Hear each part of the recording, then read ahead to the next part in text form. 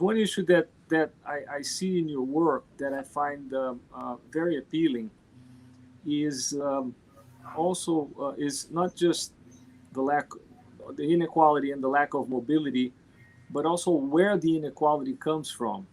So you have, and I think I was unfortunately not your student in '83, but I followed your writing since then pretty much, and I think you make the case that it really matters where the inequality comes from, and I wonder if you could expand a little bit on that Right. as well.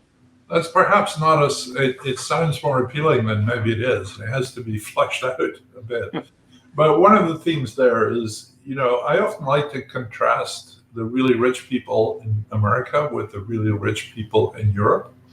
And if you make a list of the richest people in America, there are people like Bezos and Gates and, all the names we know, the Google folks, Zuckerberg and so on. But, they all did stuff. They made things. And whereas if you look at the European list, there are a lot of Russian oligarchs in there. There are people like that. So there's sort of a distinction between what you might call makers. This is not my distinction, but lots of other people have made it. Makers on the one hand and takers on the other hand. So if inequality comes because people invent stuff that help us all, and Jeff Bezos would be the most obvious example, I think people are much less resentful of that sort of inequality than they are out of someone who goes and lobbies Congress and gets cut a special deal and they steal stuff, or they give an exclusive license to do something that makes them really, really rich. So one is basically, it's an alignment of social benefits with private benefits. And that's one of the ideas behind, where the inequality comes from really matters. And if the inequality comes by theft, then people do get very, very unhappy.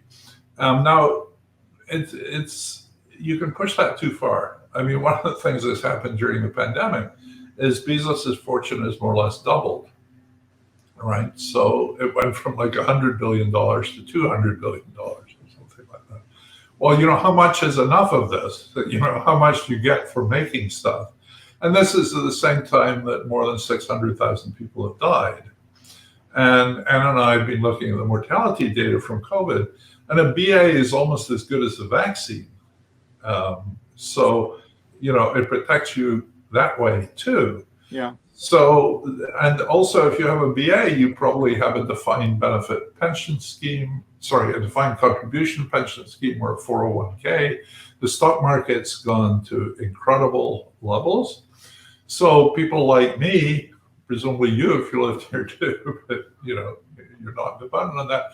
We're watching our portfolios going through the roof. We're sitting at home safely working on Zoom.